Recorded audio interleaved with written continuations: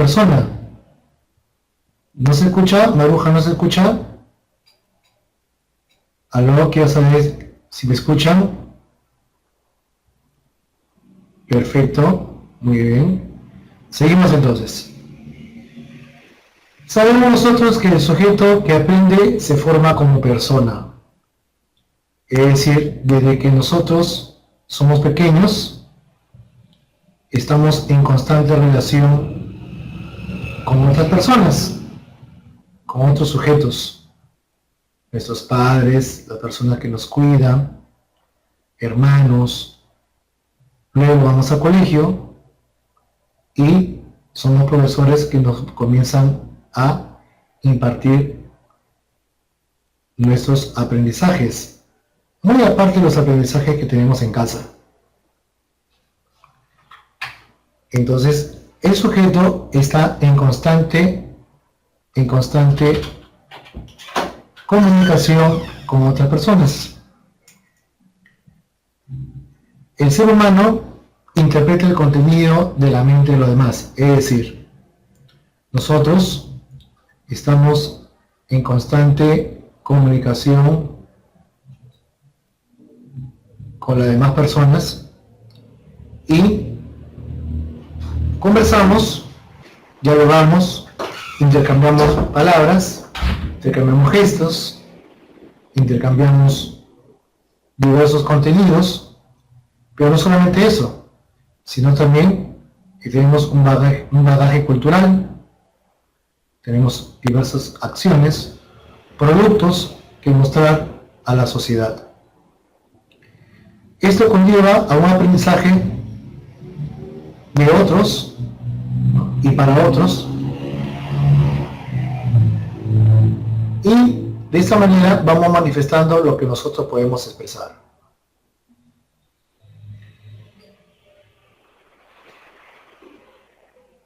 El proceso de socialización es la esencia del desarrollo de la capacidad mental. Es decir, para poder socializarnos, nuestra capacidad mental tiene que tener un cierto desarrollo.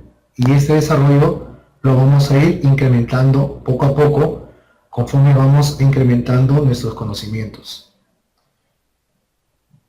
Este proceso de socialización, como decíamos, no lo vamos a poder desarrollar si es que estamos aislados, si es que estamos solos. Lo realizamos en sociedad, en conjunto, en grupos, en equipos.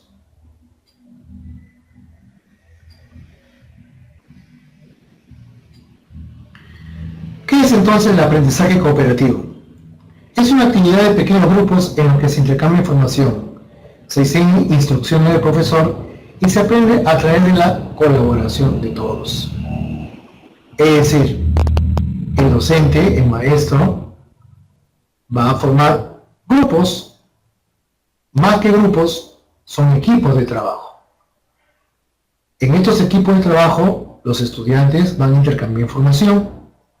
Para poder llevar a cabo esto, el docente tiene que impartir unas pautas, unas reglas, ¿no?, como se dice, una regla de juego, para que los estudiantes puedan pues orientarse. Y estos mismos van a ayudarse entre sí, van a colaborar entre sí, para llegar a un mismo fin, a un producto final. Este aprendizaje cooperativo tiene ventajas sobre el aprendizaje tradicional. ¿Por qué? Porque se aprende más, se recuerda por más tiempo, se desarrolla la habilidad de razonamiento superior y pensamiento crítico. Los alumnos se sienten más valorados y confiados. ¿Qué significa esto?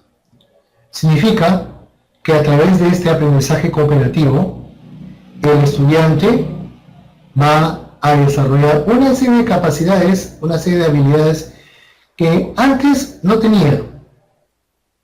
Va a poder sugerir, va a poder aportar información, conocimiento, va a poder ponerse de acuerdo con los demás. Va a poner su punto de vista, su sentido crítico. Y de esta manera los muchachos, las chicas, van a sentirse más confiados de lo que están aprendiendo.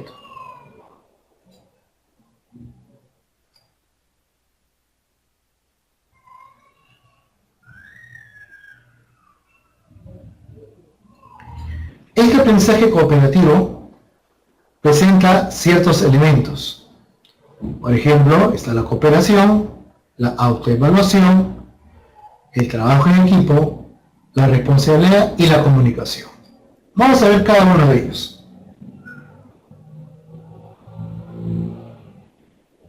La cooperación.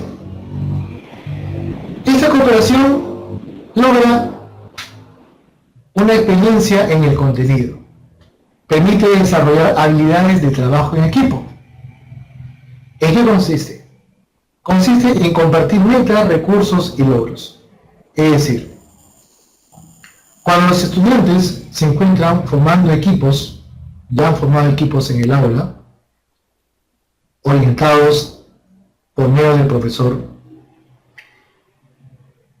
estos muchachos van a compartir sus metas, sus recursos, lo que tiene, su material de trabajo. Además, que cada uno de ellos va a tener un rol, un papel protagónico.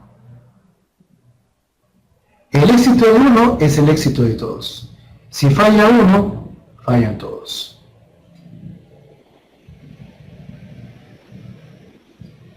Para llevar a cabo esto, necesita el equipo, el trabajo cooperativo, una responsabilidad. Una responsabilidad individual en la tarea a quien se le asigne a cada uno. Habrán estudiantes que van a ser los monitores, otros que van a controlar el tiempo, otros que van a encargarse del material, de la logística, de los recursos, y por lo tanto tendrán que ser responsables, cada uno en su rol y cada uno en el equipo. Esto va a llevar al siguiente paso, que todos van a comprender la tarea de los más integrantes, es decir, cada uno sabe su trabajo, cada uno sabe su función, y además todos y cada uno de los integrantes del equipo van a conocer las tareas que competen a cada uno de ellos. Finalmente, la suma de todo el trabajo es mayor que la suma de las partes, que las tareas que se puedan realizar individualmente, con mayores frutos, con mayores logros. Para poder llevar a cabo todo esto, es necesario una comunicación. Es muy importante la comunicación. Para poder compartir los materiales, es necesario una información, una ayuda mutua en forma eficiente y efectiva.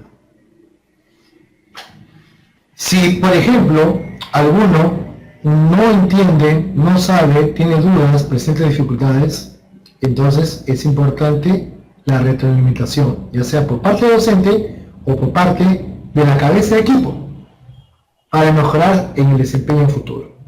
Es decir, cada uno de nosotros aprendemos nuestros errores y por lo tanto en un futuro lo vamos a hacer cada vez mejor. Se lleva también a cabo un análisis de las conclusiones y las reflexiones de cada uno para lograr pensamientos y resultados de mayor calidad.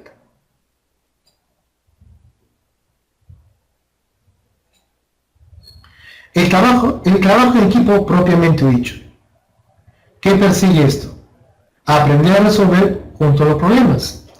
Es decir, en el equipo se van a suscitar muchos inconvenientes, muchos altibajos, pero el equipo fuerte, unido, va a poder resolver estos problemas y van a salir airosos. Y esto le va a servir pues como bagaje para un futuro. Van a desarrollar diversas habilidades, tales como liderazgo.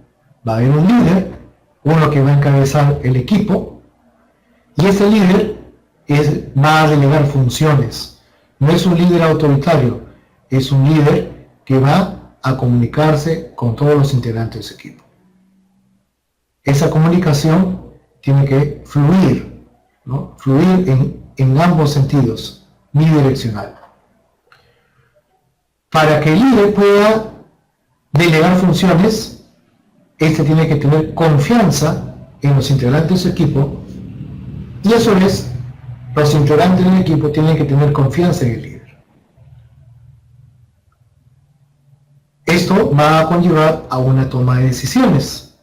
La toma de decisiones no solamente va a estar a cargo del líder o del que encabece el equipo, sino de cada uno de los integrantes de ese mismo equipo, para dar solución a los conflictos.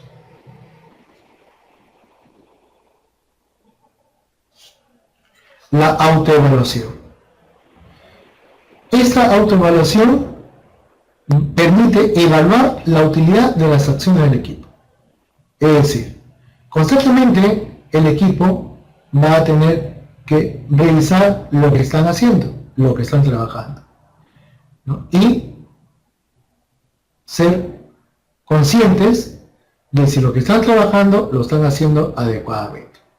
Por otro lado, el profesor, el docente, tiene que monitorear el equipo, los equipos constantemente.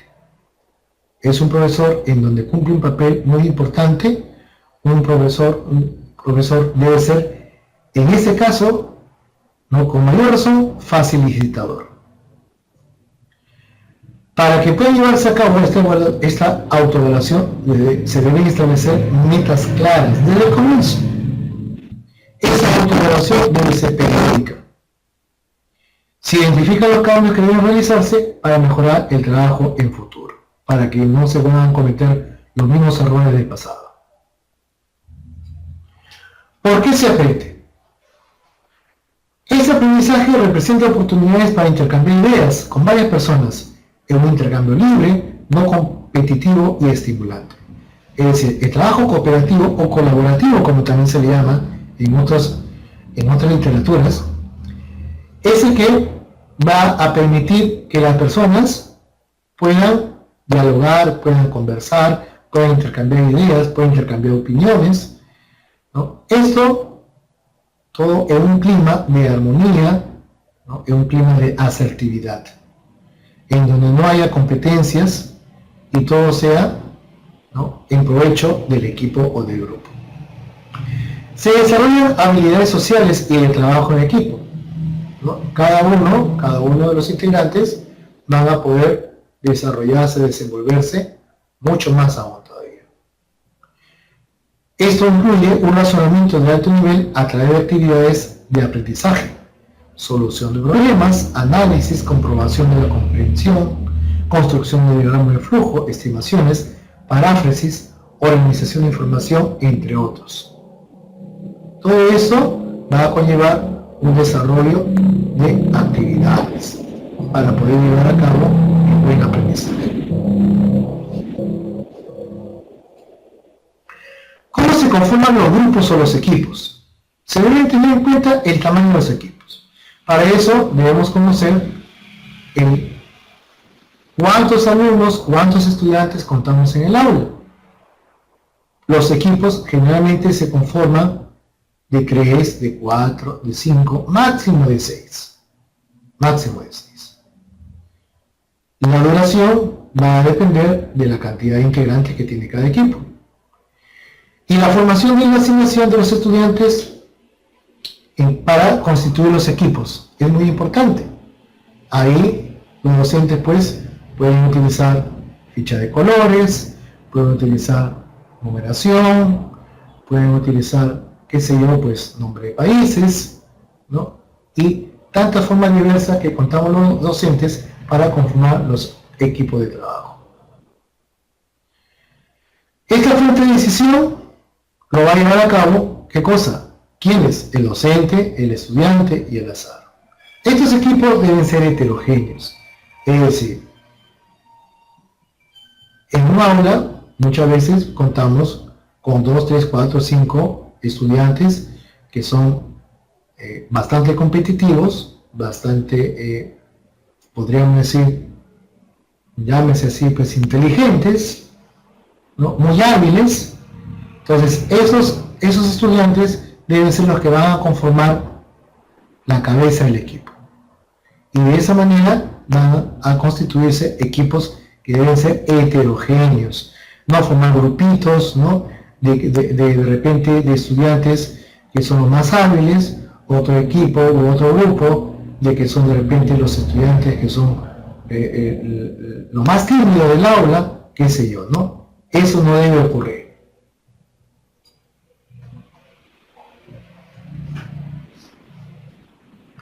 ¿Cuál va a ser el rol que va a cumplir el profesor, el docente en este trabajo colaborativo o cooperativo? Balancear la exposición con actividades. Es decir, el docente debe repartir, debe distribuir una diversidad de actividades para que el equipo pueda desarrollar. El profesor es un colega, es un co-investigador en forma conjunta con el equipo. El profesor es dinámico, no es un profesor pues, que está sentado en el escritorio, no es un profesor que de repente pues, está con el periódico en la mano, no es un profesor que está, que se va viendo los mensajes en el celular, es un profesor dinámico que se moviliza entre cada uno de los equipos, apoyando, motivándolos, impulsándolos, aconsejándolos, etc. Este profesor debe utilizar un registro formal de las observaciones de las actividades de los equipos, ya sea una lista de cotejo, una ficha de observación, un cuaderno anecdótico, entre otros. Guía a los estudiantes a través del proceso, ¿no? Los lleva de la mano, va a estar atento de aquellas dolencias, de aquellas falencias que pueda presentar, ¿no?, algún integrante del equipo. Las responsabilidades que pueda presentar el docente son, como ya hemos dicho, por un lado, motivar el equipo, proporcionar, verificar, ofrecer, revisar, cubrir y pedir resumen. Vamos a ver en qué consiste cada una de estas etapas o responsabilidades. Motivar. La motivación debe ser despertar la atención antes de introducir un concepto de habilidad. Es decir, hay que motivar con cosas reales, con cosas prácticas, con cosas que los alumnos estén en constante, ¿no?, estén día a día. De repente una canción de moda, de repente quizás, ¿no?, una noticia a una enfermedad que surgió a nivel del mundo, una epidemia, una crisis política, ¿no?, o qué sé yo, un plato de comida. Entonces, motivar con algo que los alumnos puedan palpar, puedan sentir, puedan conocer. Por ejemplo, pedir a los estudiantes que apliquen un escenario, que compartan respuestas relacionadas, utilizar estímulo visual o auditivo, alinear preguntas que son contestadas al final de la sesión, entre otras. Todo eso está en lo que es motivar. Proporcionar. Una experiencia concreta antes de iniciar la aplicación de una idea abstracta o procedimiento. Es decir, a la par de la motivación, el docente debe explicar algo concreto, algo palpable, algo que el alumno, además de sentirse motivado, pueda darse cuenta de que lo que va a aprender le sirve para algo en la vida. Es muy común que nuestros estudiantes nos pregunten, pues, ¿no?, ¿para qué me sirve pues, la matemática si yo voy a ser abogado, si yo voy a ser, pues, qué sé yo, músico, ¿no?, y entre otros? Este proporcional me va a permitir, por ejemplo, aplicar una demostración, un video, a través de objetos físicos, análisis de datos, registro de observaciones, inferencias sobre lo que es correcto o no, lo que es eficaz o no. Para que el alumno pueda, pues, a la vez de sentirse motivado, pueda darse cuenta de lo que estamos hablando es algo real, no es algo inventado. Verificar. La comprensión y que se escuche activamente durante las explicaciones y demostraciones. Es decir, lo que yo estoy explicando, debo demostrarlo en la medida de lo posible. Por ejemplo, pedir el parafraseo, preguntas, demostraciones, completar frases alusivas, encontrar errores internos, generar ejemplos, buscar evidencias, entre otros.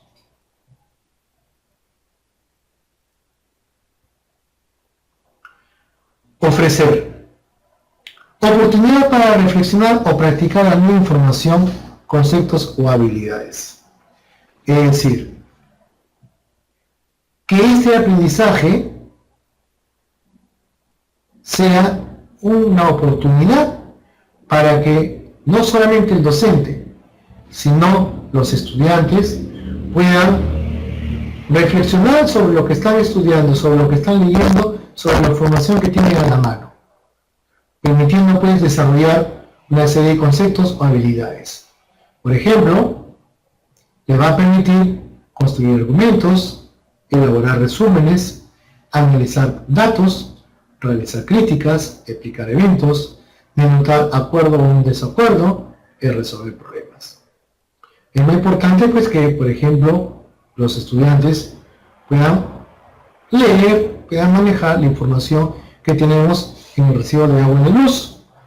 Ustedes saben que no solamente está el monto ahí, sino aparece un historial del consumo de los meses anteriores, muchas veces graficado a través de un cuadro de barras.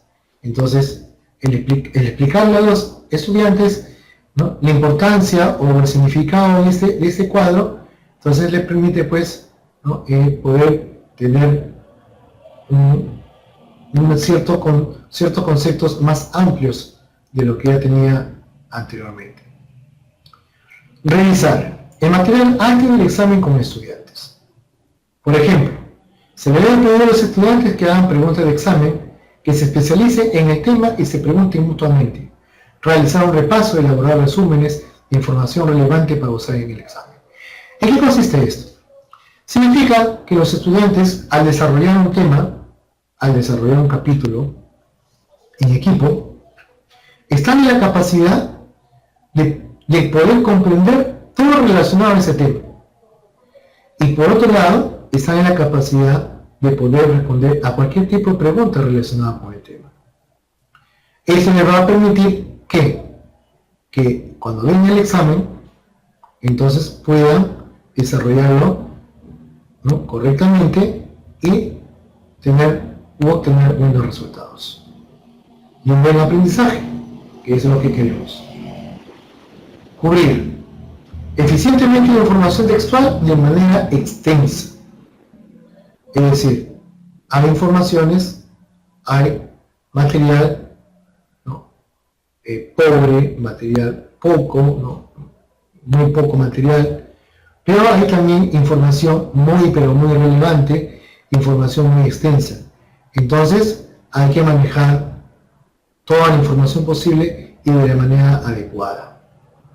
Para eso los estudiantes deben realizar lecturas, elaborar resúmenes que contengan respuestas que los demás puedan completar.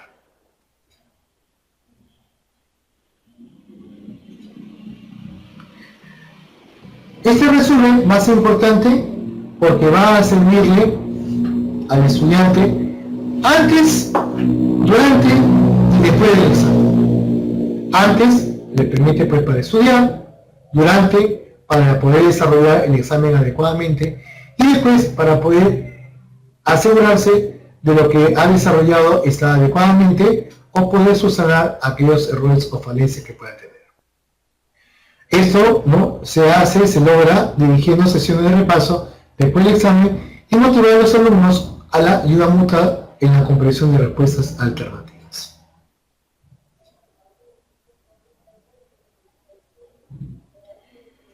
Pero a todo esto, ¿cuál es el rol, cuál es el papel que tienen los estudiantes? Como pueden ver ustedes acá, fíjense, el estudiante, hay equipos que deben tener un supervisor, un abogado del diablo, un motivador, un administrador de materiales, un observador, un secretario y un controlador del tiempo. Veamos cuál es la función de cada uno de ellos. ¿En qué consiste el supervisor? El supervisor es un estudiante que monitorea a los miembros del equipo en la comprensión del tema.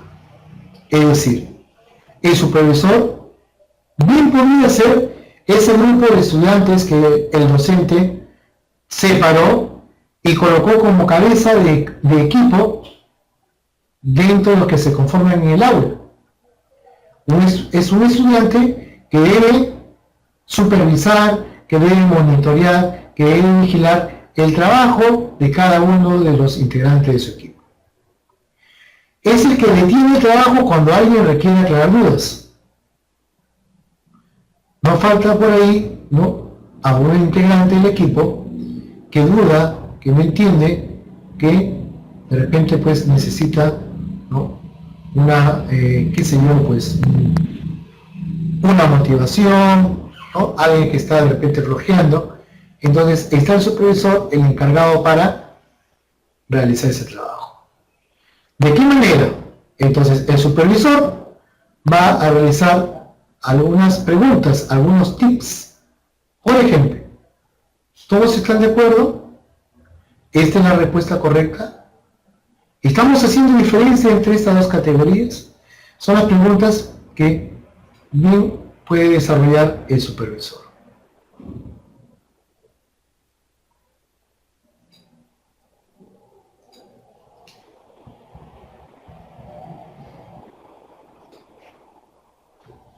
Abogado del diablo. Interesante ese término. ¿En qué consiste? Es el integrante del equipo que cuestiona sobre ideas y conclusiones ofreciendo alternativas. Busca argumentos contrarios bien sustentados. Por ejemplo, es el que va a decir: ¿estás seguro que ese tema es importante? ¿Confías en que realmente funcione? Entonces, este joven, este abogado del diablo, es el que va a objetar, ¿no?, el trabajo que estamos realizando, que están realizando sus compañeros.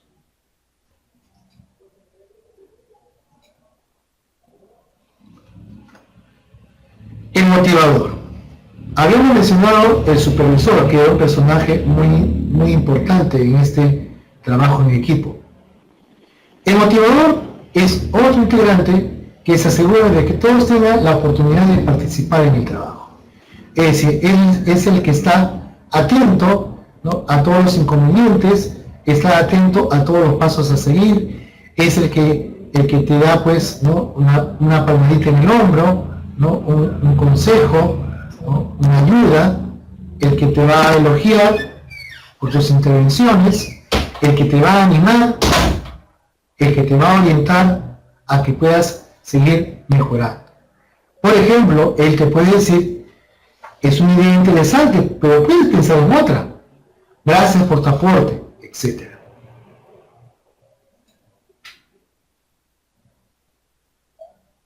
El administrador de materiales debe ser el encargado, ¿no?, de la logística dentro del equipo. Es el que provee y organiza el material necesario para las tareas y los proyectos. Es el responsable de dar apoyo logístico al equipo de trabajo en todo momento. Es el que va a recolectar los plumones, los lapiceros, los papelógrafos. Es el que se encarga de ver si hay, por ejemplo, unas diapositivas para usar. Entonces necesitamos, ¿no?, una laptop o multimedia. Es el encargado, ¿no?, de preguntar, por ejemplo: ¿alguien necesita un proyector o un cambio multimedia? Los materiales están aquí por si lo necesitan, ¿no?, entre otros.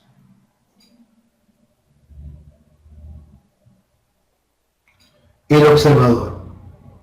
El observador es una persona muy juiciosa. Es el que monitorea y registra el comportamiento del grupo o del equipo sobre la base de la lista de comportamientos acordados. Es decir, previa a la conformación del equipo, el docente, en forma conjunta con los alumnos, debe poner las reglas en juego bien claras. Debe establecer unas normas de convivencia. una norma de desempeño en el equipo. El observador va a ser aquel sujeto, aquel integrante del equipo que va a monitorear que se cumplan estas normas. Emite observaciones sobre el comportamiento. Por ejemplo, si el nivel de tensión disminuyó, es un buen tema, podemos verlo en la próxima sesión.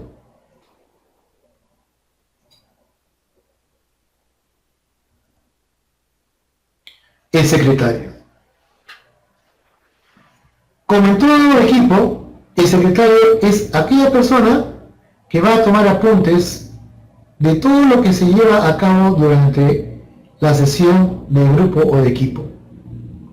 Es el que prepara una presentación para toda la clase, ¿no? Es el que escribe los papelógrafos, de repente el que pasa en limpio lo que se ha tomado en cuenta, ¿no? De repente es el que anota, pues, quizás, qué sé yo, los trabajos que se encarga, realiza una síntesis del trabajo y coteja con el grupo sus resultados.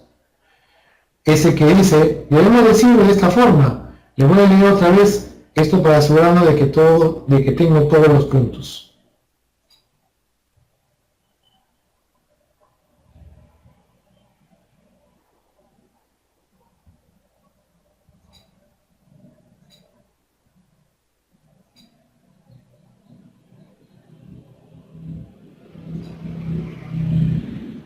A continuación, les presento, queridos colegas, 10 mitos sobre el aprendizaje cooperativo. La exposición es una actividad tradicional y está prohibida en los salones de aprendizaje cooperativo. Totalmente falso. La exposición, ¿no?, como bien saben ustedes, ¿no?, es una estrategia muy importante para poder poner en práctica, para poder sustentar todos los productos que puedan haber desarrollado los estudiantes.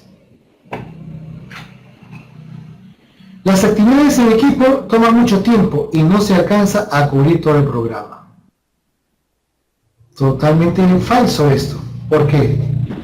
Porque estas actividades, si bien es cierto, algunas son extensas, sí pueden tomar bastante tiempo y de repente, pues, ¿no?, pasa a la otra sesión. No se termina en una sesión, sobre todo cuando trabajamos, ¿no?, a nivel de investigación, un trabajo de investigación. No hay suficiente tiempo en la clase para actividades de aprendizaje cooperativo. Como estaba diciendo anteriormente, estos trabajos conllevan un cierto tiempo y por lo tanto pueden tomar más de una sesión. Pero obviamente, pues, ¿no?, se pierde tiempo o se perdería tiempo en el sentido de que de repente tenemos un equipo que no trabaja bien, que hace chacota, ¿no?, que comienzan a conversar, ¿no?, y que no están realizando su trabajo adecuadamente. Los alumnos no trabajan ni contribuyen. Se puede pedir a uno de ellos al azar que resuma para todo el grupo. No. El trabajo en equipo, el trabajo cooperativo, no lo realiza un alumno, lo realizan todos. Y todos se inmiscuyen en lo que se está trabajando. En el aprendizaje cooperativo los estudiantes aprenden con poca participación del profesor. El rol del docente, hemos dicho que es importante, es el que va a monitorear, es el que va a facilitar el aprendizaje, el que va a orientar, el que va, ¿no?, a poder responder algunas dudas que a un integrante del equipo pueda mostrar, pueda presentar.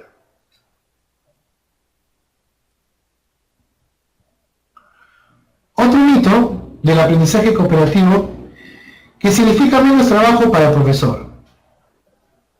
Habíamos dicho que el profesor tiene un papel muy importante, es un profesor que va a monitorear, va a facilitar el trabajo, es un profesor que va a estar supervisando, va a estar controlando, va a estar yendo de equipo en equipo para realizar el trabajo que hacen los estudiantes. No es un profesor pasivo, es un profesor sumamente activo en el trabajo. Los profesores no realizan su trabajo si los estudiantes aprenden por sí mismos. El rol del docente es crear el ambiente y que los estudiantes descubran conocimientos a través de la interacción. Es decir, el docente va a dar unas pautas, unas pinceladas, una motivación, y son los alumnos, son los estudiantes los que van a llevar el trabajo, ¿no?, de manera gruesa, de manera total. Los profesores deben cambiar todo el curso para utilizar los aprendizajes cooperativos. Solo deben cambiar su rol y proveer recursos. Totalmente falso, ya le hemos dicho que el docente, ¿no?, va a apoyar y va a supervisar el trabajo de los demás. Los profesores pierden el control al usar al aprendizaje cooperativo. No hay que probar a los alumnos el conocimiento y control que se tiene. Los estudiantes solo socializan en el aprendizaje cooperativo, no aprenden. Esto no es cierto, ya que los estudiantes, cada uno de ellos, además de cumplir cada uno con sus roles, con sus papeles, deben tener, ¿no?, bastante claro lo que están trabajando, cuáles son los productos y cuál es el proceso que ha llevado ese producto.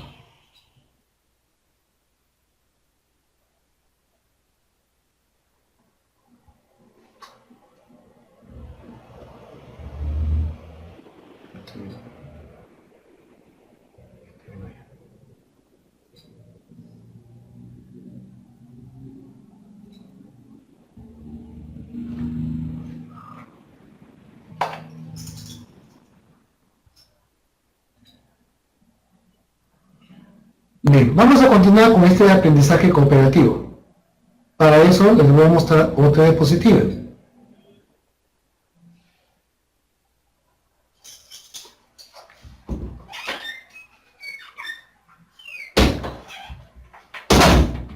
También vamos a encontrar otros mitos que tenemos acá en el aprendizaje cooperativo.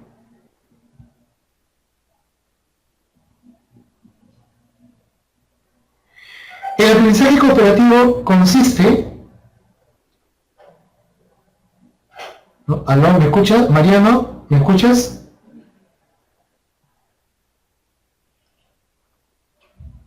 ¿Me escuchan, por favor?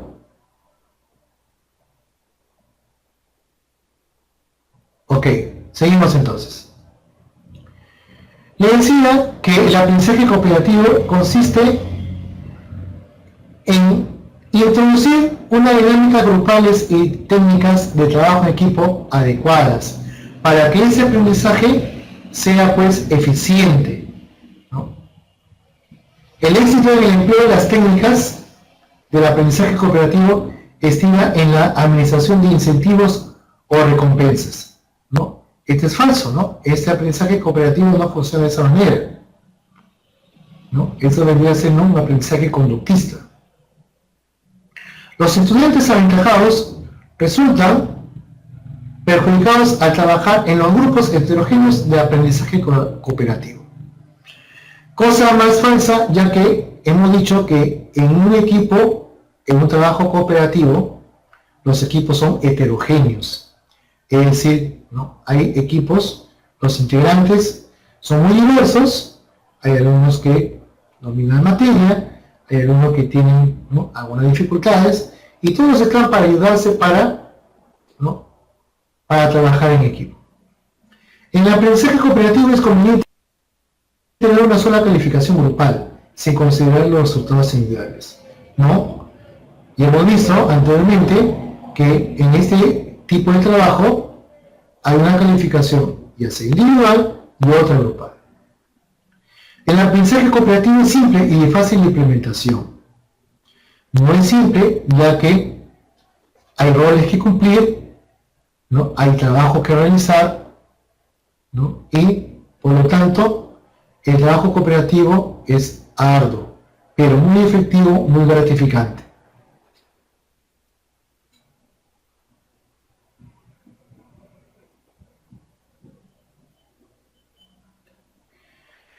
Ese aprendizaje cooperativo se fundamenta en las teorías del aprendizaje sociocognitivo. En psicología hay dos corrientes que tienen un interés particular por el tema de la interacción entre el ambiente social y el individuo. Tenemos la teoría de Piaget con el enfoque psicosocial y la de Vygotsky con el enfoque sociocultural. Estas dos teorías van a considerar la naturaleza de la actividad de los individuos. No puede estar aislada de la sociedad, no puede estar aislada de un ambiente social y cultural, sino también debe estar muy íntimamente unida. El ambiente y los individuos se encuentran de este modo vinculados en una relación que los hace absolutamente interdependientes.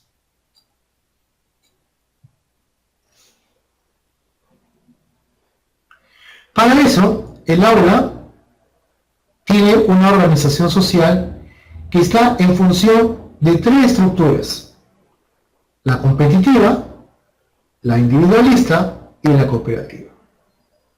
Si nuestra aula es competitiva, hay una interdependencia opositora. Es decir, no falta pues, ¿no?, algún estudiante que es el que sobresale, ¿no?, que es el que, y no solamente él, sino puede haber dos o tres. Entonces, hay una rivalidad entre ellos, hay una competencia entre ellos. Entonces, siempre trata uno de destacar.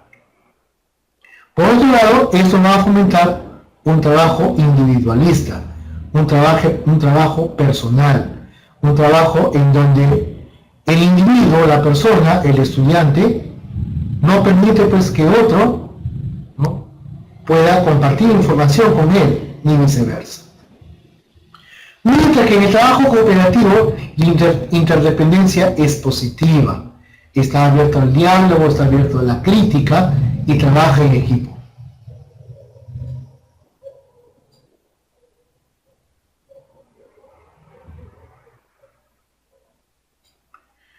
¿Cuáles van a ser las estructuras de aprendizaje, según lo que hemos estado observando? El individualista, el aprendizaje, las metas de los alumnos son independientes entre sí. Es decir, tenemos alumnos en el aula, estudiantes, que se van a preocupar solamente por ellos nada más. No les interesa lo que ocurra con el vecino. Solamente para ellos es su nota, su tarea, su trabajo y punto. No lo comparte con nadie. Para ellos solos nada más. El logro de los objetivos de aprendizaje depende del trabajo, el esfuerzo y la capacidad de cada quien, ¿no? Cada uno vela por su propio bien. No hay actividades conjuntas, no hay trabajo en equipo. Son importantes el logro y el desarrollo personal. En el aprendizaje competitivo, vamos a encontrar que los objetivos de cada uno dependen de lo que consigan sus compañeros. Es decir, si yo en mi aula, por ejemplo, hay 3, 4, 5 estudiantes que son bastante buenos en su materia, entonces estos estudiantes van a estar pendientes de los calificativos, de las notas, ¿no?, las calificaciones que puedan tener cada uno de los otros. ¿Para qué? Con la finalidad de que en la próxima evaluación, ¿no?, o en la tarea, ellos puedan destacar. Y están así compitiendo uno con otro. Los alumnos son comparados y ordenados entre sí. Caemos en el error muchas veces los docentes de comparar, ¿no? Este alumno muy bien, ¿para qué? Excelente. El otro no, le falta. Inclusive, cuando se forman grupos de trabajo, se ordenan los que más saben, los que poco saben, los que menos participan, los más, qué sé yo, que fomentan el desorden, entre otros. El alumno tiene una mejor calificación cuando sus compañeros han rendido poco, ¿no? Ese es un punto muy importante en este tipo de aprendizaje competitivo. Son importantes el prestigio y los privilegios alcanzados, ¿no? Generalmente siempre, pues, ¿no?, el alumno que tiene mejor nota, ¿no?, muchas veces es el que se siente adelante, muchas veces el que de una u otra forma nos ayuda, o nosotros tenemos su nombrecito, su nombre, su apellido, ¿no?, en la punta de la lengua, y es el primero en que lo vamos a llamar para que le dé un ejemplo o una explicación. Cosa que no debemos hacerlo. En el aprendizaje cooperativo, tenemos que las metas de los alumnos son compartidas. Los alumnos trabajan para maximizar su aprendizaje, tanto como él y el de sus compañeros. El equipo trabaja hasta que todos consiguen la meta. Son importantes las competencias sociales, el intercambio de ideas, el control de los impulsos, la diversidad y el diálogo.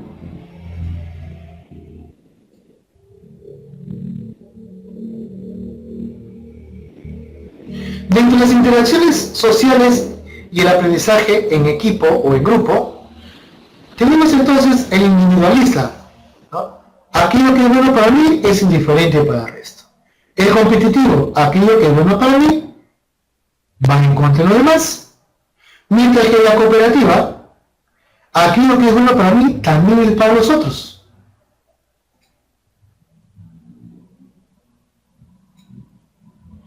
En la interacción individualista, la composición del grupo no importa. ¿Por qué? Porque cada uno trabaja por su cuenta, cada uno trabaja solo, sin que nadie lo esté molestando, sin que estén pidiendo la ayuda del otro compañero. El trabajo individual del alumno, la planificación y evaluación del docente está acorde con ese trabajo. No existe la responsabilidad del grupo, ya que el trabajo es personal, es individual. No hay una asunción del proyecto del grupo. En la interacción competitiva, la conformación del grupo es homogénea. Acá ya hay un grupo ya, pero es homogéneo. El trabajo es competitivo, a nivel individual o a nivel grupal. Existe una planificación y una evaluación docente. No existe la responsabilidad del grupo. Y no hay asunción del proyecto del grupo. Pero ¿qué ocurre en la interacción cooperativa? La composición del grupo es heterogénea. El trabajo colaborativo del alumno juega un papel muy importante. La planificación y evaluación del alumno está acorde con este tipo de trabajo. Existe una responsabilidad grupal, pero también individual. Y hay una asunción del proyecto del grupo, ¿no?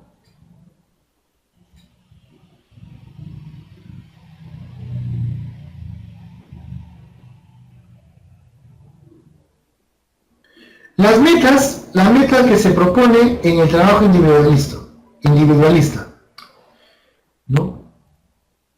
Es un propio aprendizaje, es un agrado social, es decir, busca la aprobación o la desaprobación del docente. En el competitivo queda el mejor trabajo, en el cooperativo se consigue algo útil y se contribuye al logro ajeno, al de la otra persona. La estructura de la meta, el individualista, el alumno alcanza sus metas con independencia de sus compañeros. El alumno en el competitivo alcanza sus metas solo si los compañeros no las alcanzan. En el cooperativo, el alumno alcanza sus metas solo si los compañeros del grupo las alcanzan. Las atribuciones que hacen de su éxito: el esfuerzo, la habilidad personal en el individualista, las habilidades superiores a los demás en el competitivo, y el esfuerzo propio y el esfuerzo de grupo en el cooperativo. La interacción con los compañeros: no hay interacción en el individualista. La interacción es negativa en el competitivo, más la interacción positiva en el cooperativo. ¿Cómo son los compañeros para mí? Son indiferentes en el individualista. En el competitivo son mis rivales, mientras que en el cooperativo son mis colaboradores. ¿Cuál es la correlación entre mi meta y la del grupo? No hay una correlación en el individualista. La correlación es negativa en el competitivo y positiva en el cooperativo.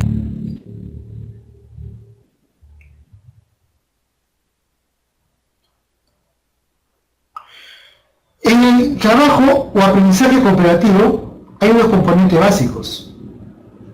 Tenemos una interdependencia positiva, como hemos estado viendo en la lámina anterior, una interacción promocional cara a cara, hay una responsabilidad y valoración personal, se desarrollan habilidades interpersonales y un procesamiento del grupo.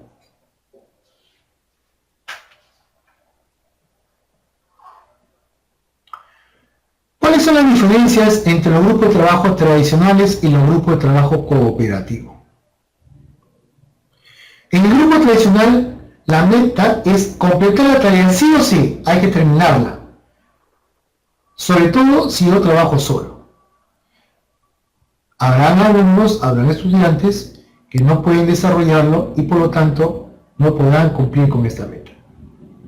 En cambio, en el trabajo colaborativo, aprender todos lo máximo posible. Es decir, alumno que no puede es ayudado por el monitor, por el supervisor, ¿no? Por el alumno que domine el tema.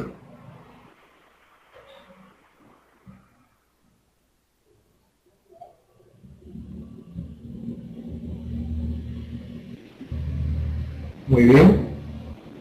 Tomaremos en cuenta tu sugerencia, Orlando. El interés por los resultados del trabajo es en el trabajo en el grupo tradicional. El trabajo colaborativo, el interés por el máximo rendimiento de todos sus miembros. Para eso, pues, es el trabajo en forma conjunta, en forma armónica, cooperativa. ¿Qué papel cumplimos nosotros acá en este trabajo de grupo tradicional? Evaluar, mientras que en el trabajo colaborativo tenemos que monitorear, supervisar, controlar, ¿no? Orientar el trabajo de los estudiantes. En el grupo tradicional los grupos son homogéneos, mientras que en el trabajo colaborativo los grupos son heterogéneos. En el tradicional la responsabilidad es grupal, mientras que en el colaborativo es individual. Cada uno va a cumplir su papel. Hay un solo líder en el tradicional, mientras que en el colaborativo el liderazgo es compartido. El sujeto es pasivo en el tradicional, mientras que es activo en el colaborativo.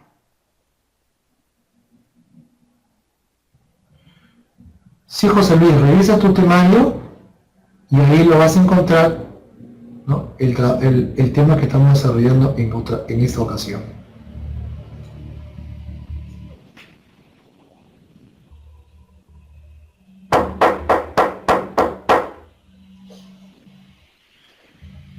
¿Cuáles son los beneficios que tenemos con este aprendizaje cooperativo?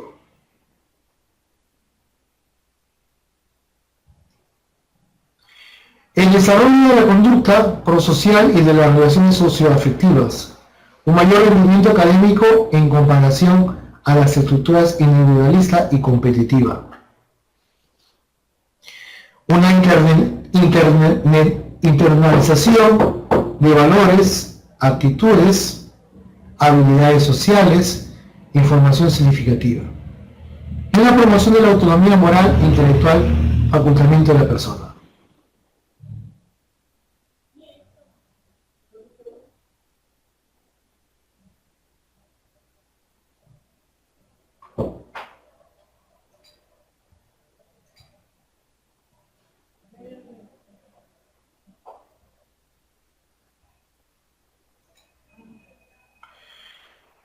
Como ya habíamos mencionado, este aprendizaje cooperativo es heterogéneo a nivel grupal, hay una interdependencia positiva, hay un liderazgo compartido, hay un compromiso individual, hay un reforzamiento social, un reconocimiento grupal e individual, ¿no? Hay una enseñanza de aprendizaje a través de habilidades interpersonales y una participación de la tarea de aprendizaje, ¿no? Realizando una planificación y una evaluación dialógica.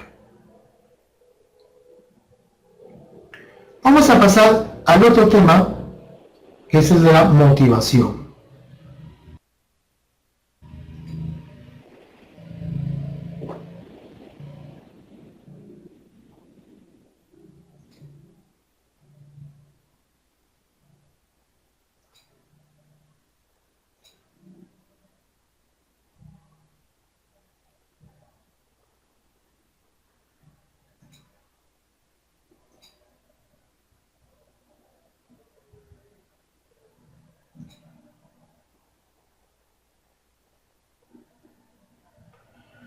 Vamos a esperar un ratito que cargue el archivo.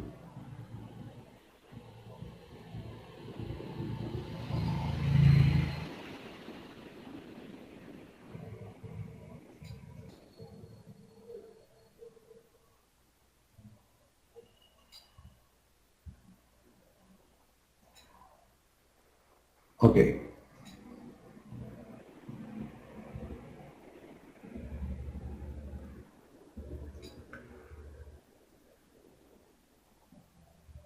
Veamos la motivación. La palabra motivación proviene del latín movere, que significa moverse, es decir, poner en movimiento, estar listo para la acción, para el trabajo, dispuestos para poder desarrollar una actividad en ese momento.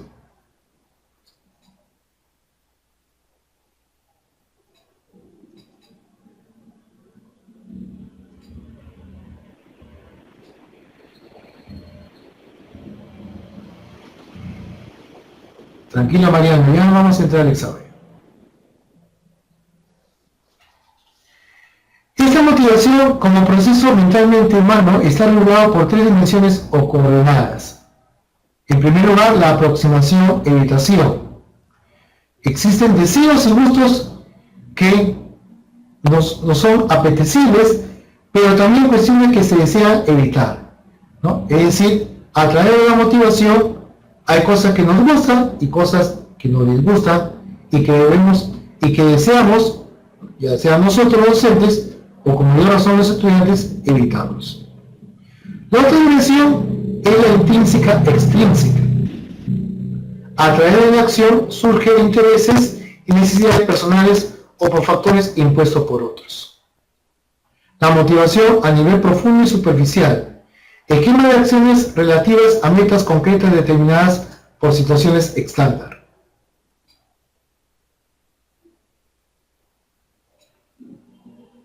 La motivación escolar. Durante el proceso, el desarrollo evolutivo de la educación han venido y existen cuatro enfoques: el conductista, el humanista, el cognitivista y el sociocultural. El conductista enfatiza los eventos del entorno y la consecuencia de la conducta. Aumenta la motivación extrínseca, y ahora vamos a ver en qué consiste. Y mediante un reforzamiento de sistemas de recompensas, incentivos y castigos. ¿No? Cosa que eso ya está descartado. El enfoque humanista enfatiza necesidades de realización personal, autodeterminación y autoestima. Fomenta la otra motivación, que es la intrínseca, mediante programas de desarrollo humano, autoconocimiento, aumento de la autoestima.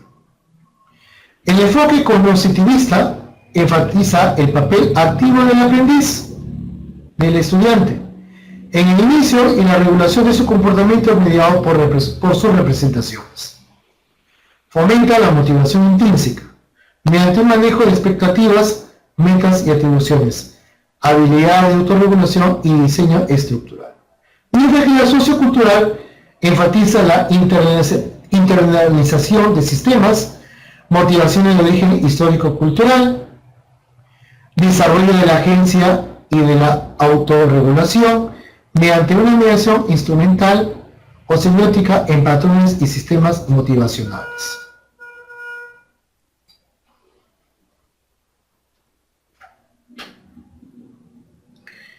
¿En qué consiste la motivación intrínseca? Es la tendencia a procurar los motivos o intereses personales y ejercer las capacidades propias, y al hacerlo, buscar y conquistar desafíos, resolver problemas, obtener una satisfacción o un logro personal.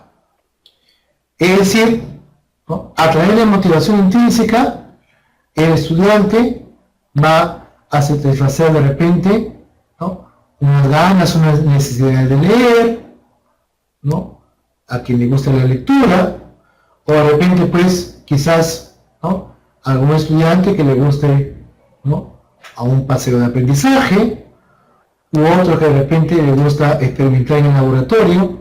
Son las motivaciones intrínsecas, algo muy personales. En cambio, la motivación extrínseca es el interés que nos despierta el beneficio o recompensa externa que vamos a obtener al realizar una actividad. Por ejemplo, el jugar un partidito de fútbol o practicar nuestro deporte favorito, ¿no? O de repente, pues quizás, ¿no? Obtener una nota aprobatoria, ¿no? Es una motivación extrínseca.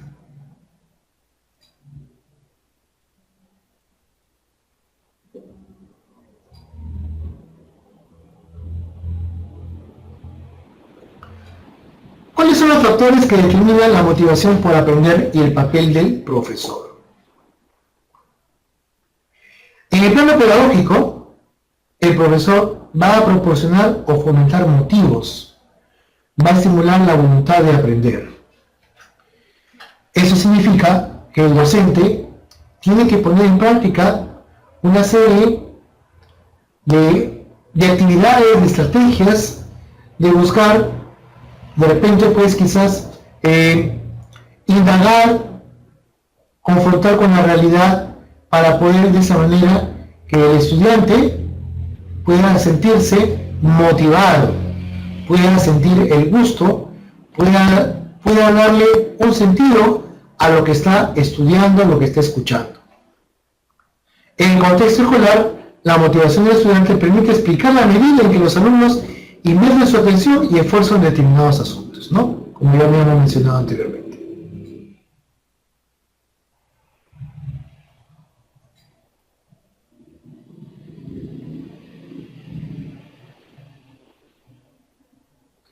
¿Cuáles son los propósitos mediante el manejo de la motivación escolar? Por un lado, va a ser despertar el interés en el alumno y dirigir su atención. Una vez que el alumno ha captado la atención del docente, que ha despertado, que está motivado, entonces va a sentirse estimulado por aprender. Y esto va a conllevar a un esfuerzo y una constancia. ¿Para qué? Para dirigir estos intereses y esfuerzos hacia el logro de fines apropiados y la realización de propósitos definidos, por parte del docente y por parte del estudiante.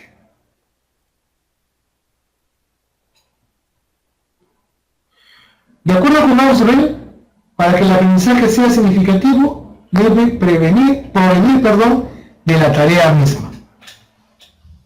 La motivación es tanto un efecto como una causa del aprendizaje. El factor clave es elevar al máximo el aspecto cognitivo, despertando la curiosidad intelectual.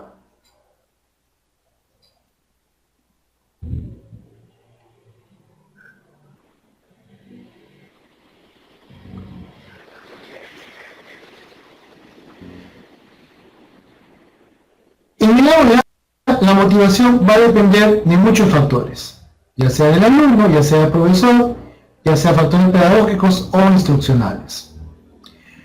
Los factores del alumno, el tipo de metas que establece, las perspectivas asumidas ante el estudio, las expectativas de logro, sus atribuciones de éxito y fracaso, su estrategia de estudio, su ansiedad, cómo la maneja, su autoeficacia y su persistencia y esfuerzo. Los factores que están relacionados con el profesor: la actuación pedagógica, el manejo interpersonal, mensajes y retroalimentación que pueda dar a sus estudiantes, las expectativas propias y las representaciones que pueda tener, la organización misma de la clase, el comportamiento que va a modelar y las formas en que recompensa y sanciona a sus estudiantes. Los factores pedagógicos son los valores y prácticas de la comunidad educativa, el proyecto educativo y currículo, el clima de aula institucional, las influencias familiares y culturales, mientras que los factores instruccionales es la aplicación de principios motivacionales para diseñar la enseñanza y la evaluación.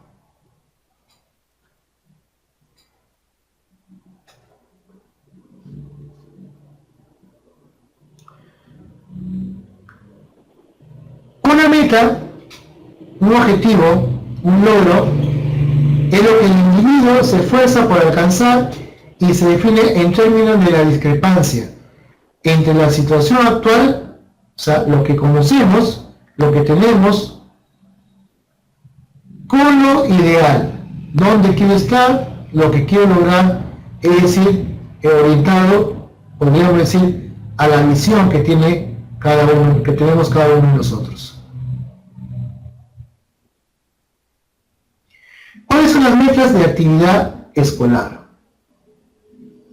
Para el estudiante, a nivel interno, están orientadas a la tarea o a la actividad.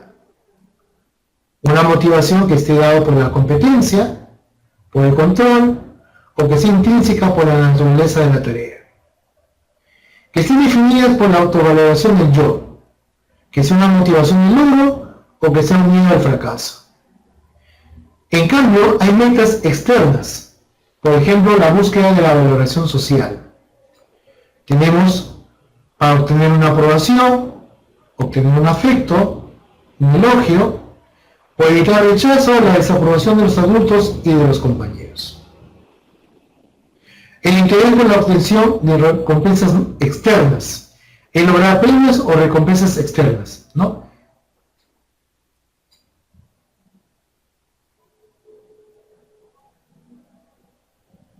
Vamos a pasar esto por alto.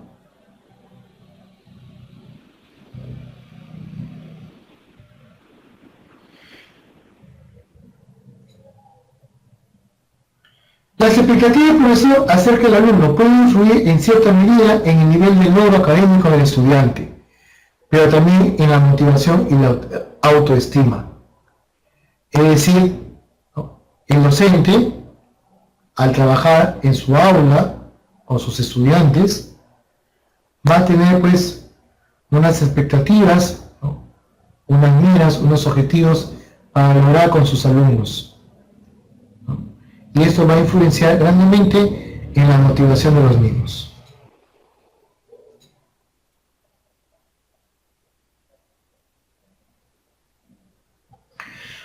Los docentes, los profesores, tienden a favorecer a aquellos que perciben como alumnos de alto desempeño, poniendo en clara desventaja a los alumnos que generan en el docente expectativas bajas. Esto es algo que debemos evitar, señores. Nosotros los docentes, los profesores, no debemos hacer esto. No debemos favorecer a aquellos estudiantes que destacan. Debemos tratar a todos por igual. Debemos permitir que todos alcancen la misma meta. Debemos permitir, ¿no?, ayudar a cada uno de acuerdo a sus limitaciones que puedan tener, ¿no?, ayudarlos a superarlas, ¿no?, ayudar, ¿no?, a que nuestros alumnos sobresalgan. ¿Para qué? Eso es algo muy importante, ya que con esto nuestros estudiantes van a estar, ¿no?, en la capacidad de poder sobresalir, de poder dar solución a un problema. Problema no solamente en la clase, es problema dentro en el colegio, con nuestros compañeros, problemas que puede de repente tener durante las horas libres, en el recreo, en el receso, o problemas que pueda tener en casa o con los amigos. Entonces, eso le va a permitir al estudiante que tenga pues, ¿no?, una capacidad de poder solucionar sus problemas.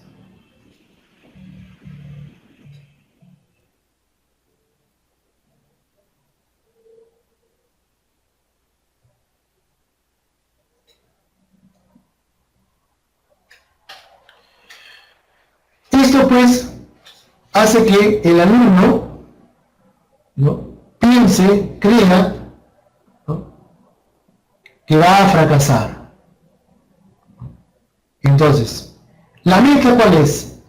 La meta por parte de él mismo y por parte de nosotros los docentes es evitar el fracaso y el rechazo. ¿Cuáles son las causas?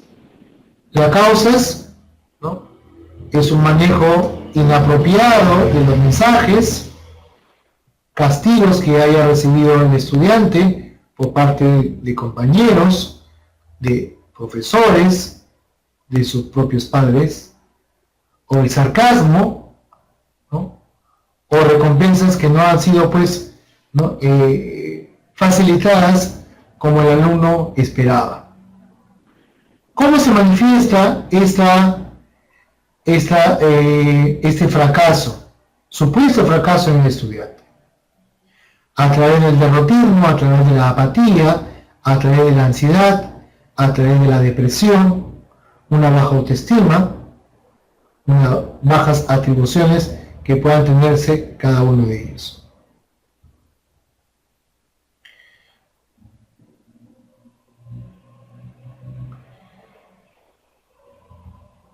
¿Cuáles son las atribuciones? ¿No? Percibir con poca capacidad, expuesto a factores fortuitos, una falta de control por parte del estudiante.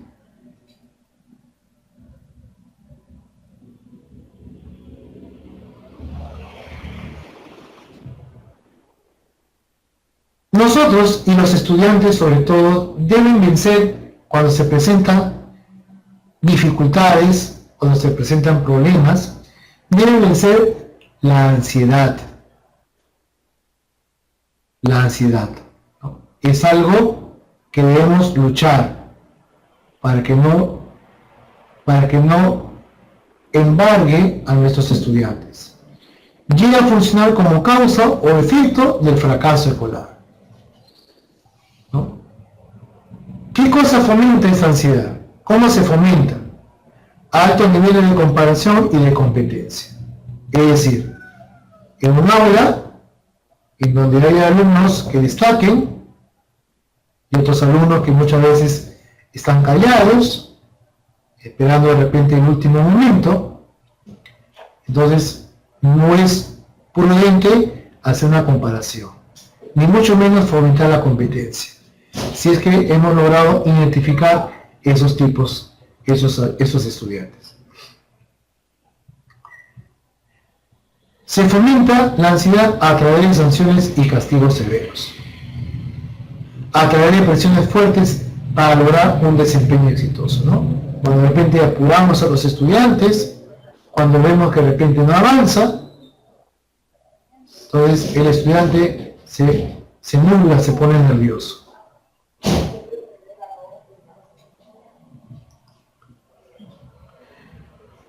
Se suscitan una serie de cambios evolutivos en la motivación del estudiante. Un cambio en el comportamiento. Aumentan las manifestaciones derrotistas. Se incrementa la frecuencia de conductas tendientes a la evitación del fracaso. Se producen cambios significativos. Cambia la percepción de la habilidad y del esfuerzo, la dificultad en las tareas, el valor de éxitos y fracasos en función de la dificultad, ¿no? Todos estos son cambios que se producen en el estudiante que está, ¿no? Con miras a la ansiedad, con miras al fracaso escolar.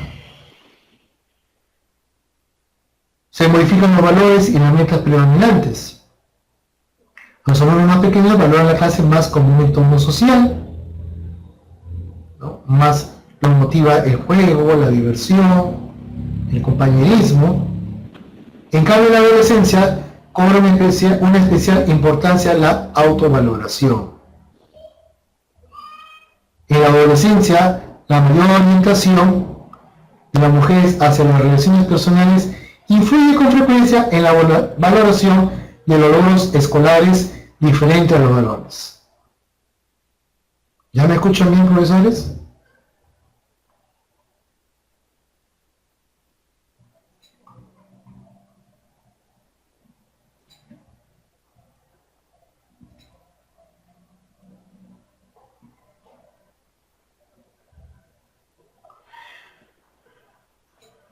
Las emociones positivas constituyen los cimientos del clima emocional que fomenta la confianza entre profesores y alumnos y conduce a compaginar las metas personales con la del grupo. Es decir, para que haya un buen aprendizaje necesitamos una buena motivación. Y para una buena motivación, ya sea por nuestra parte o parte de nuestros estudiantes, Debemos de tener, ¿no?, un grupo de emociones que sean positivas, para que sean la base, para que sean los cimientos de que este aprendizaje, y no solamente el aprendizaje, sino también el desarrollo de la persona, como ciudadano, como persona misma. ¿Para qué? Para que sea un hombre o una mujer de bien en la sociedad, en su familia, en su hogar, con sus semejantes, ¿no? Este clima emocional que fomenta la confianza entre profesores y alumnos debe conducir a compaginar las metas personales con las del grupo, ¿no? Un factor muy importante para el desarrollo de nuestros estudiantes.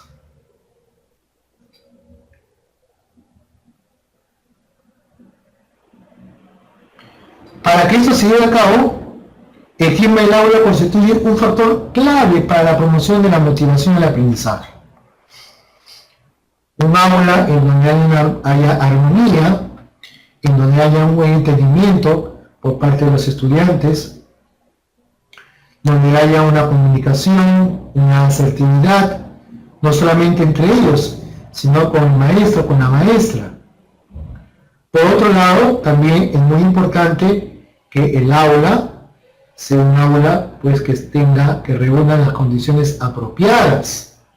Un aula en donde esté limpia, esté aseada, las carpetas, ¿no?, estén en buen estado, ¿no?, o al menos pues, ¿no?, estén pues asequibles para poder usarlas adecuadamente, las paredes estén limpias, donde haya pues quizás qué sé yo, algún panel, ¿no?, algunas frases alusivas, algunas frases motivadoras, donde el aula tenga una buena iluminación, una buena ventilación, en donde durante el invierno las aulas, ¿no?, cuenten con ventanas que estén cubiertas, que tengan sus vidrios enteros, completos, que no estén rotos ni por agentes externos ni por nuestros mismos estudiantes,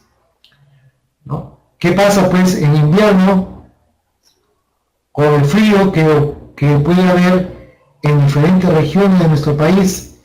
¿Y qué pasa pues si las aulas cuentan con las ventanas rotas, ¿no?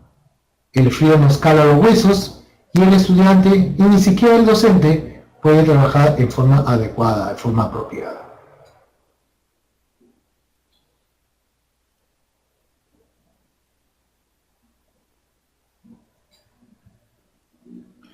La motivación por aprender es una toma de conciencia y un manejo deliberado. Presenta variables que definen el contexto de la actividad del alumno. Tenemos contenidos, tareas, evaluación, mensajes y retroalimentación, patrón de interacción, recursos materiales, y todo con esto conlleva a una organización de la actividad.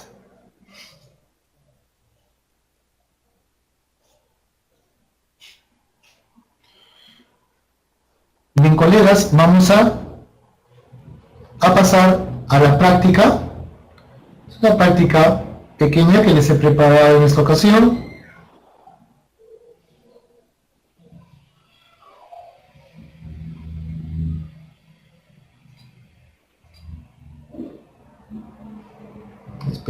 Esperamos unos segundos que cargue adecuadamente.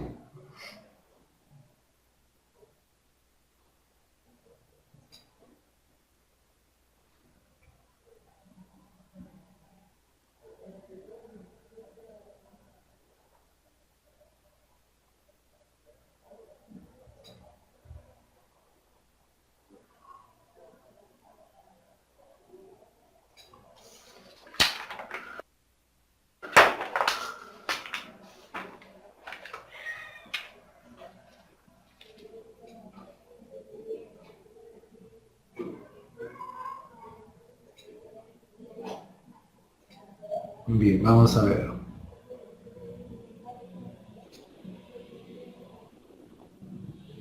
Perdón.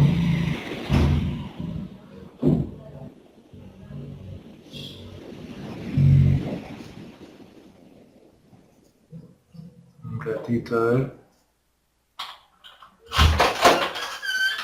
La práctica no sale, creo.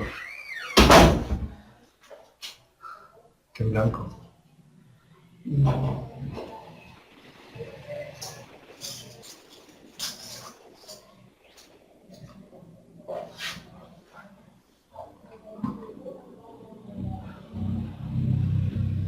Paciencia, muchachos, paciencia.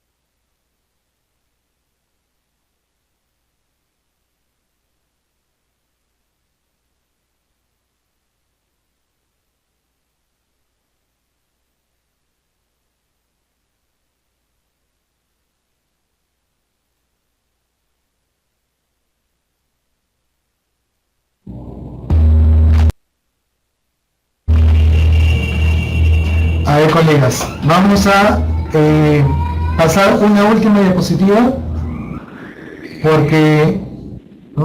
para poder cambiar la práctica, ¿ya? A ver si por favor me comprenden, muchachos. Bien, en la motivación tenemos acá un proceso de una sesión de aprendizaje. ¿Aló? ¿Me escuchan? En una sesión de aprendizaje, como todos nosotros sabemos, hay una motivación, una recuperación de saberes previos, una presentación o desarrollo de conflictos cognitivos, un procesamiento de la información, ¿no? Hay una retroalimentación, una reflexión sobre el aprendizaje y una evaluación. Esos procesos son recurrentes y no tienen, ¿no?, una categoría de momentos fijos, ¿no? Están pues el tiempo que se le puede dar a cada uno de ellos es muy variado, muy diverso, dependiendo pues de la sesión, dependiendo del momento. Muchas veces pues nos tomamos un poco más de tiempo en la motivación, en la recuperación de los saberes, ¿no? ¿No? Ahora,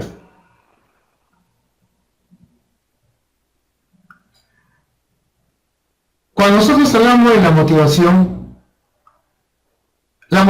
es el interés que tienen las personas por las actividades que le conducen hacia el logro de sus metas u objetivos. Es decir, a mí me motiva, por ejemplo, qué sé yo, bajar de peso, porque estoy un poquito subido. Entonces, tengo que poner todo de mi parte, todo mi empeño, para poder llevar a cabo una buena motivación y lograr como objetivo. Artidor, me preguntas por unos momentos fijos. Esos momentos fijos quiere decir, por ejemplo, que de acuerdo a determinados esquemas, de determinados parámetros, te dan, por ejemplo, una motivación de 5 minutos, en otras instituciones o en lugares tenemos una motivación de 10 minutos, ¿no? Pero si bien es cierto, eso está escrito en el papel, pero cuando tú vas a la práctica, esos 5 o 10 minutos se prolongan muchas veces, en más minutos, ¿no? Y si vamos al otro paso, al otro momento de la sesión de aprendizaje, ¿no?, ya o resta tiempo o puede correr un poco más de tiempo. Entonces, a eso me refería en que no eran momentos fijos. ¿Ok? Esa motivación despierta, estimula, direcciona voluntariamente los comportamientos de las personas hacia el logro de los objetivos. Esta motivación tiene un propósito. Las personas mantienen su interés cuando tienen un propósito definido. La motivación orienta a la acción. Las personas buscan caminos, métodos y realizan acciones para alcanzar propósitos de su interés. Así es María Cristina. La motivación es permanente. En todo momento de la sesión se debe motivar, ¿no? Es como, por ejemplo, en el caso del método científico. En el método científico tienes la observación, tienes el problema, tienes la hipótesis, ¿no?, y los otros pasos a seguir. Pero esa observación, a pesar de ser el primer paso, es el paso que debes llevar a cabo durante todo el proceso del método científico, ¿no? Igual es la motivación.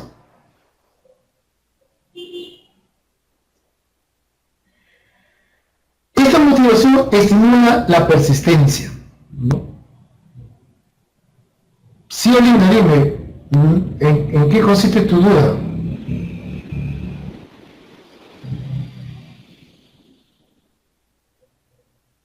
Olinda.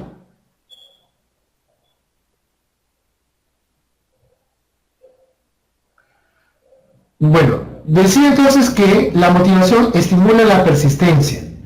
Las personas persistentes se esfuerzan y soportan las dificultades que encuentran para alcanzar sus propósitos.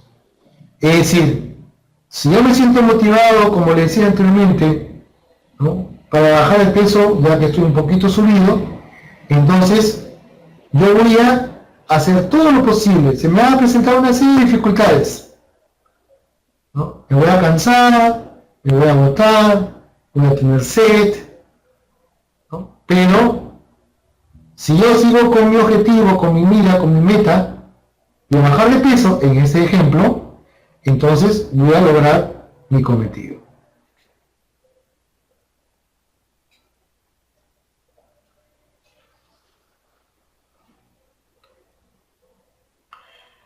Motivación para el aprendizaje. ¿La motivación qué es? Es un proceso permanente mediante el cual el docente crea las condiciones, despierta y mantiene el interés del estudiante por su aprendizaje. Si yo estoy hablando, por ejemplo, estoy en una sesión de CTA, estoy hablando sobre, de repente, el tema de la célula, que es muy común, un ejemplo bastante común, ¿no? Entonces, tengo que de repente, ¿no?, hablar, qué sé yo, pues de las células madre, de cultivo de tejido, de compatibilidad de grupos sanguíneos. Entonces, esto pues permite a los estudiantes poder entender para qué sirve este tema de la célula, ¿no? Si estamos hablando, pues, qué sé yo, de cuerpos sólidos en matemática, tendré que, pues, que llevar quizás un tarro de leche, unos dados, ¿no? Qué sé yo, una caja de fósforos. Entonces eso va a ser más enriquecedor, porque va a motivar al estudiante, ¿no? Porque está viendo, está palpando, está tocando material concreto para poder trabajar y para sentirse motivado. Para la motivación, el docente orienta los propósitos y contenidos y actividades de aprendizajes en función de los intereses y necesidades de los estudiantes. Diseña actividades y procedimientos claros y diversos que permitan alcanzar los propósitos de aprendizaje y las metas personales de los estudiantes.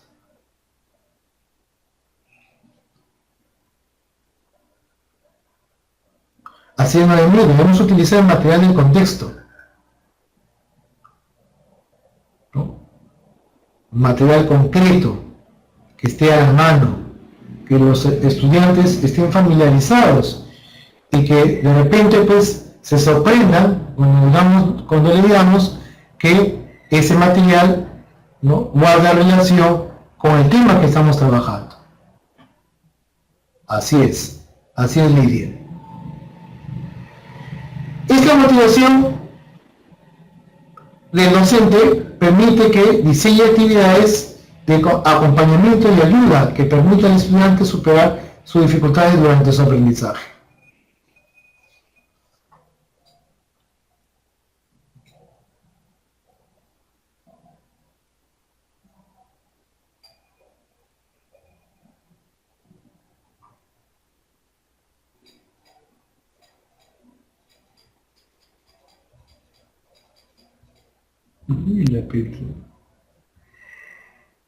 Ya, seguimos.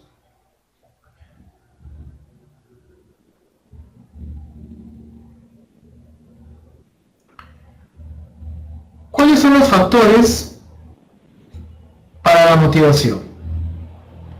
Ya esto hemos visto. Hay factores internos, hay factores externos. Los factores internos, ese nivel de desarrollo de capacidades, los saberes previos que tienen esos estudiantes, sus intereses, sus necesidades, sus emociones y afectos, y su formación y valores. Factores externos, el ambiente físico con que cuentan, sus recursos educativos, el apoyo y monitoreo, las normas sociales del docente.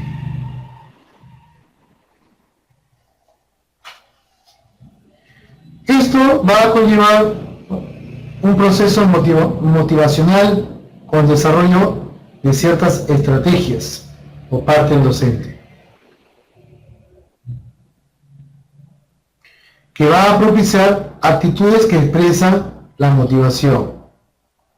El alumno, el estudiante, va a mostrar interés en las actividades de aprendizaje, intensidad y esfuerzo en las actividades que realiza, búsqueda y aplicación de su mejor estrategia y persistencia para alcanzar el logro. Y eso va a conllevar al aprendizaje.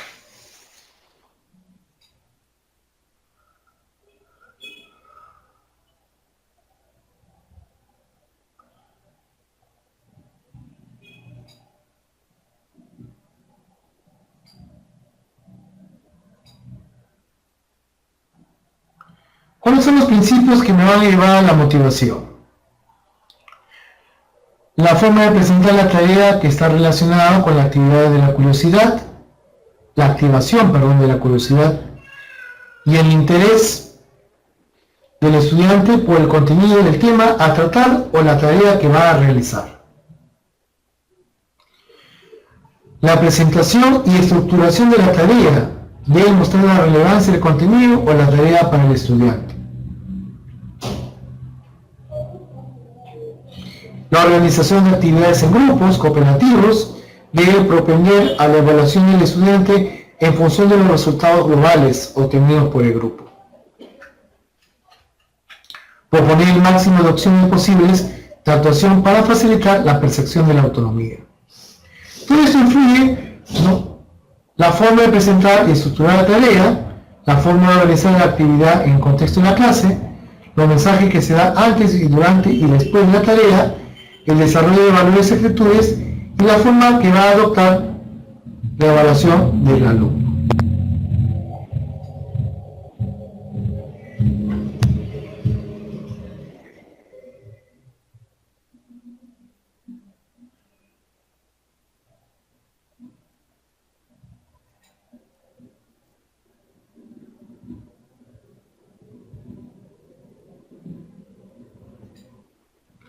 Las metas. ¿Qué son las metas? Son los resultados o logros personales que se esperan alcanzar. Centran la atención de la persona e incrementan el esfuerzo y la persistencia. Deben ser específicas, difíciles y desafiantes. ¿Cuáles son las metas de los estudiantes? Metas relacionadas con tareas que promuevan su desarrollo personal, desarrollar sus capacidades, disfrutar de la tarea que realiza. Metas relacionadas con el yo, demostrarse a sí mismo que es capaz de hacer, demostrarse a sí mismo que no se es menos ni peor que los otros. Metas relacionadas con la valoración social,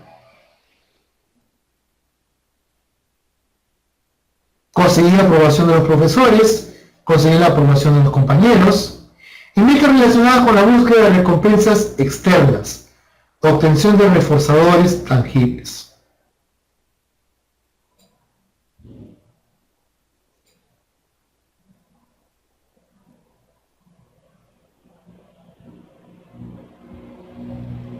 ¿Cuáles son los procesos de la motivación en una sesión de aprendizaje? Al inicio de la sesión, la motivación pretende llamar la atención, despertar el interés, crear la necesidad. Durante el desarrollo de la sesión, direccionar los esfuerzos y generar persistencia.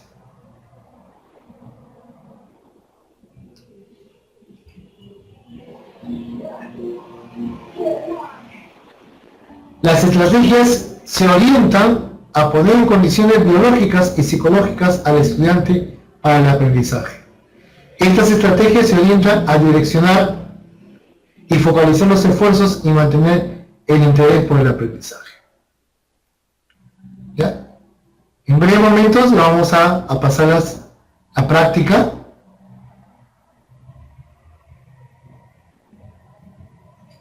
¿No? Le pido mil disculpas por la demora que está originándose.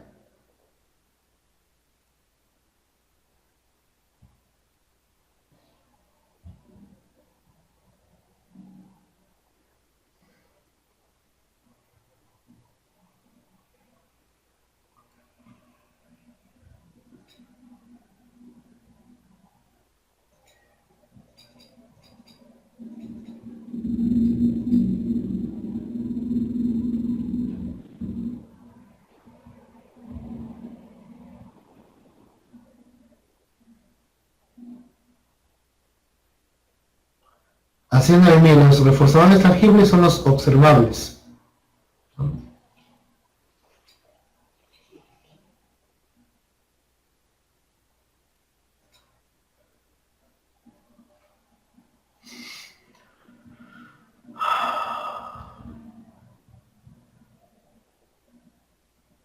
Entonces disculpa el vídeo.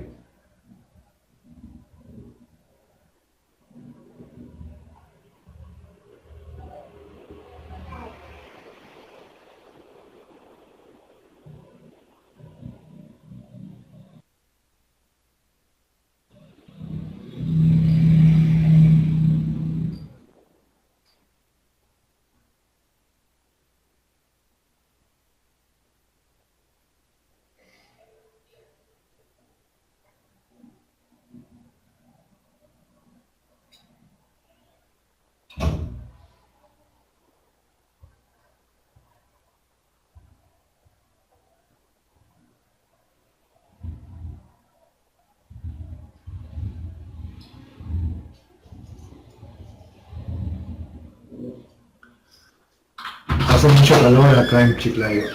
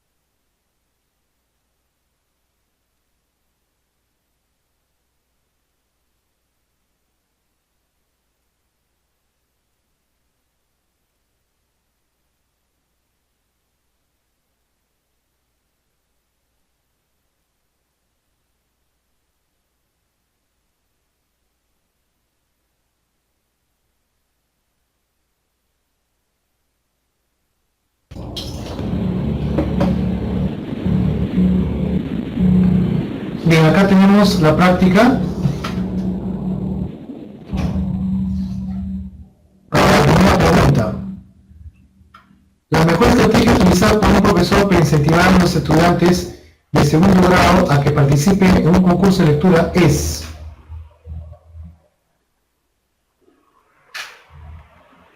la letra A dice informar a la familia y pedir permiso a la rectoría para que den nuevos textos.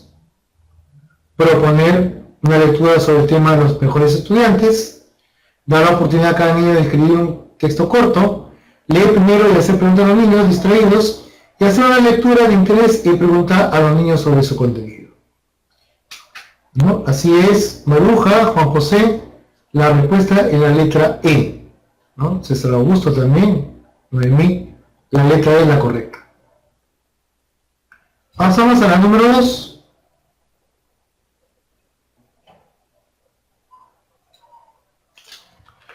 Los estudiantes deben hacer un trabajo sobre la importancia del árbol en el ecosistema, teniendo en cuenta que su profesor quiere evaluar el interés y la creatividad respecto al tema. La forma menos adecuada es, ¿cuál será la respuesta en este caso? Hacer una representación teatral alusiva a un día en el bosque, una talla en madera donde se muestra la parte de una rosa, ¿no? Exacto, ¿no? Esa es la respuesta, ¿no? La respuesta menos adecuada es la letra B, la alternativa B. Perfecto, muy bien.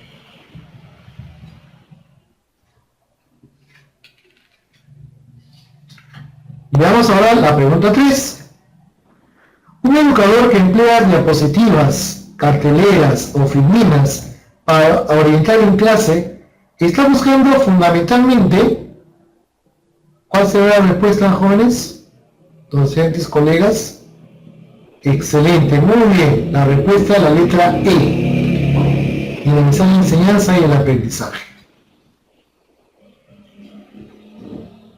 Pregunta 4. Un profesor está trabajando con sus alumnos el concepto de mitad. ¿Qué debe hacer el profesor para desarrollar el rol de mediador en el aprendizaje? La respuesta sería, muy bien Lucía, muy bien Marta, la respuesta es la letra B. La B es la respuesta correcta. Perfecto. Pasamos a la 5.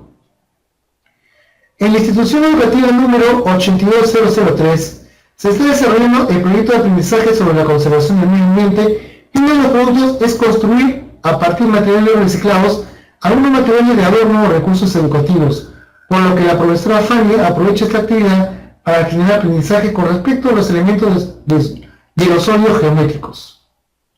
Y de esta manera evidencia que existe un grupo de estudiantes que han logrado estos aprendizajes de manera óptima, mientras que en otros estudiantes es necesario aún una retroalimentación. Y llega a la conclusión que el primer grupo de estudiantes tiene un estilo de aprendizaje de... La respuesta es la letra... Muy bien, Leónidas, la letra B. Letra B. Experiencia concreta.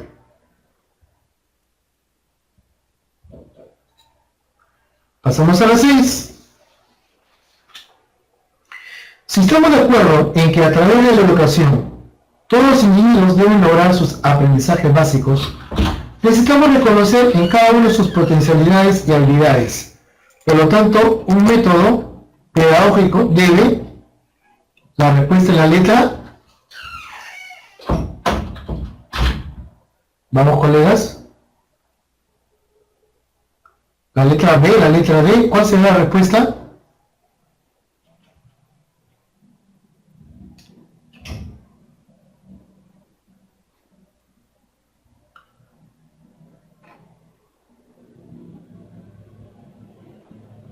Muy bien, Olimpia y Maruja, la respuesta es la letra D.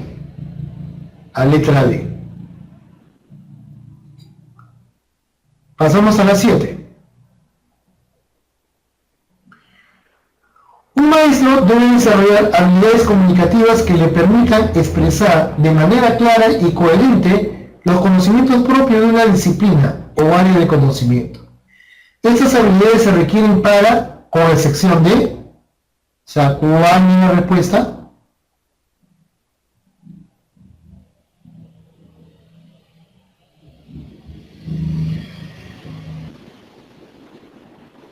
La letra A es la respuesta correcta.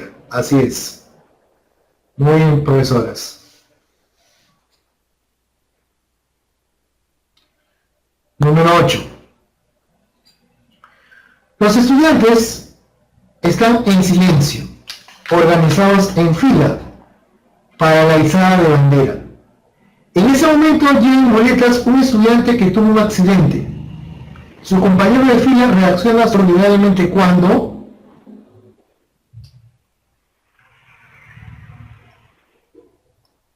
Muy bien, colega, la respuesta es la letra A. Y finalmente, la pregunta 9.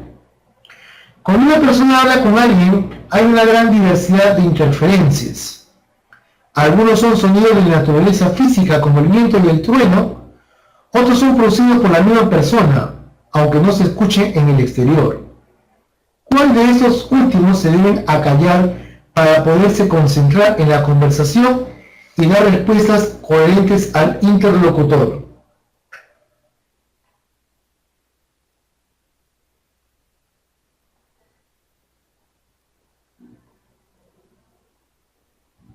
Dice, son producidos por la misma persona, que no se escuchan en el exterior.